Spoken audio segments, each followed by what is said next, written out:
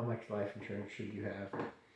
Well, let me tell you why I come up with the numbers that I come up with. First of all, I had a brother who passed away when he was 56, and I'd taken care of all of his insurance forever, and I didn't want to push him to, buy more insurance. And he gets pancreatic cancer and passes away. And his family did okay, but it could have been a lot easier for them because I didn't do my job. So one, I'm a believer in having enough. Two, I've also had somebody that they bought more than they could afford, considerably more than could afford. And then they stopped making the payments because they ran into a rough time. And eventually they got sick and they passed away and they had no insurance at all.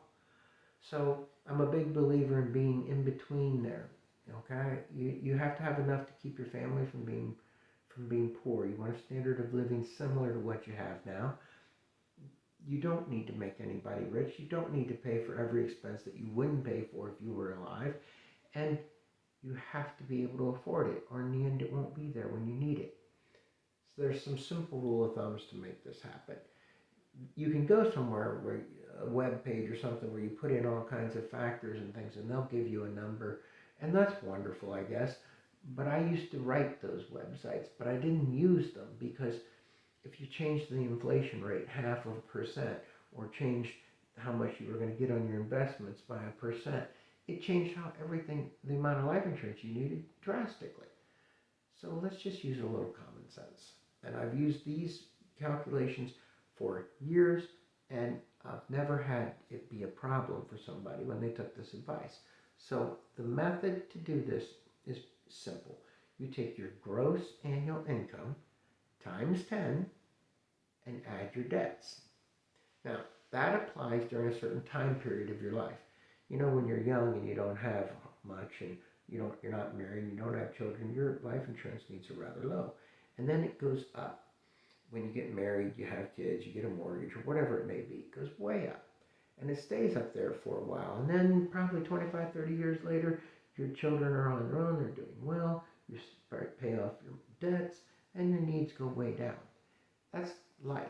Well, during that period when it's up here, that's the time period I'm talking about. The bad news is it's during a time when you can't afford it as well as you could at the end of your life. But on the other hand, the good news is you're probably reasonably young and healthy. And if you set it up when you first get into that area, we can lock rates in. It'll suit you very fine. And you will be shocked at how affordable a very good term policy is during that peak part of your need. It will work, and it will work very well. So again, very simple. Just take your income, gross income.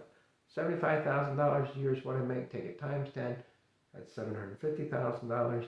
Add your debts. Let's say it's $200,000 mortgage, $950,000. It sounds like a lot. It's not.